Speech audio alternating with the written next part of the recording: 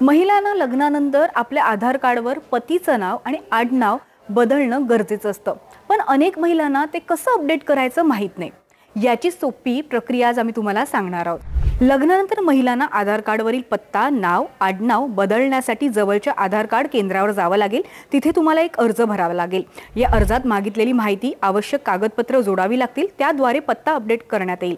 पतीच्या आधार कार्डच्या आधारे पत्ता, नाव, आडनाव बदललं जाईल।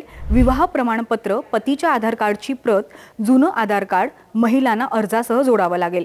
अर्जाची पडताळणी प्रक्रिया पूर्ण झाल्यानंतर तुम्हाला एक स्लिप मिळेल, ज्यात अपडेट रिक्वेस्ट नंबर असेल। ही स्लिप तुम्हाला सांभाळून ठेवावी लागेल। या संपूर्ण प्रक्रियेसाठी तुम्हाला 50 रुपये खर्च येतो। काही दिवसानंतर अपडेट आधार कार्ड तुमच्या नवीन पत्त्यावर म्हणजेच पतीच्या घरी येईल। या आधार कार्डचा नंबर घेऊन तुम्ही तो ऑनलाईन डाउनलोड देखील करू शकता। ही सर्व प्रक्रिया तुम्ही जवळच्या पोस्ट ऑफिसमध्ये देखील करू शकता।